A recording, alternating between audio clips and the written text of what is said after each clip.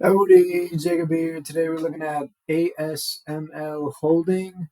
Looks like it's the semiconductor and semiconductor equipment industry. Humongous market cap, 381 billion on 378 billion enterprise value. They produce, market, sell, and service advanced semiconductor equipment systems consisting of a bunch of gibberish. Okay. So humongous PE right now, but with that comes a good amount of growth, 7.2 billion in revenue in 2014 up to 30 billion in 2023. And then return on invested capital has improved, operating margin has improved, gross margin has improved. So it's all looking like a fantastic business. They let's look at this balance sheet quick. So 7.6 billion cash on hand, and they only have 5 billion in debt.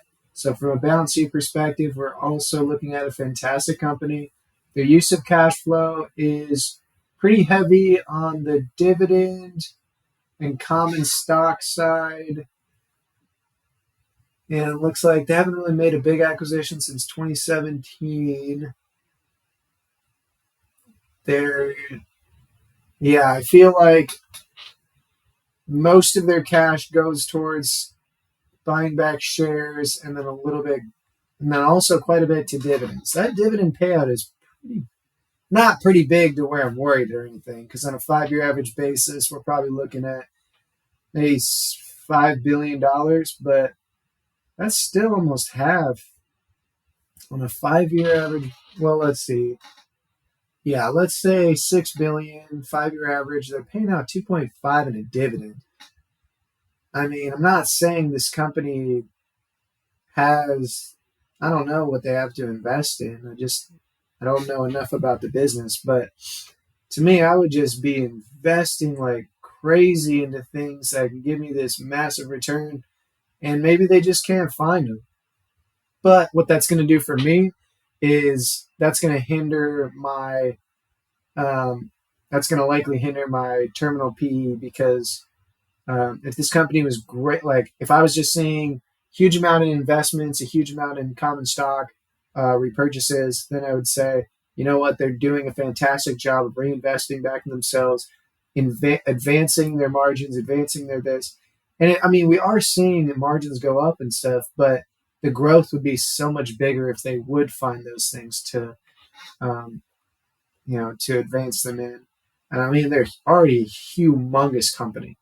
So really, I mean, if they're not reinvesting, then it's just growth in earnings per share through common stock, and then growth through just organicness, a little bit of acquisitions, but not much. Quite a bit of intangibles, quite a bit of other. So interesting use of cash flow here for some of the assumptions. I think I'm ready to start setting them. I'll probably say maybe 7% revenue growth. And margins are going up, so I'll probably go on the upper end of these averages, maybe 28, 30%. Buying back a little bit of shares, let's say 1%.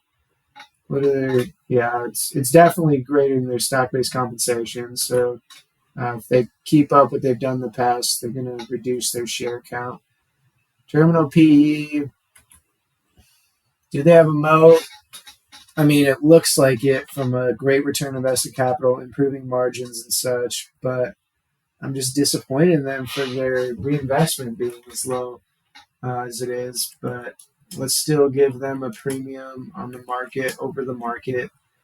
And then as for their dividend, I mean, I would say maybe just keep it the same. I mean, I want them to have as much cash as possible to be able to reinvest into things that they think could be a massive return.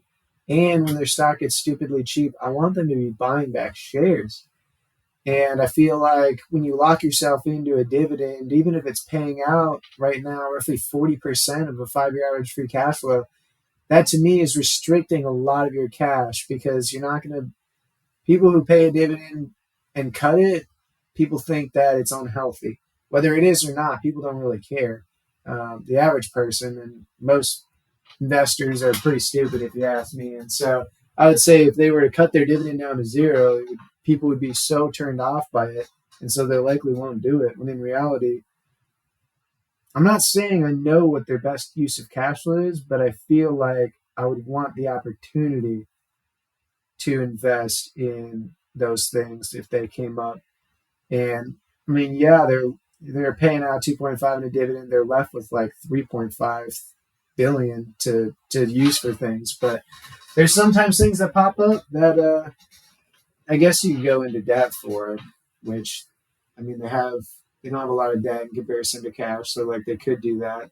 They could leverage their um, any opportunities, but yeah, I really want this company to be reinvesting back in themselves, and so great company. I think have I seen better? Yeah, but this would definitely be a company I want to hold for a while. I think that it's going to grow on itself. I think you're going to get a premium well above the market, whether it's 40p, I doubt. But what do I know? I mean, the thing's going to do what it does, and I'm just making throwing my perspective in. But to me, it seems a bit overpriced. Thank you.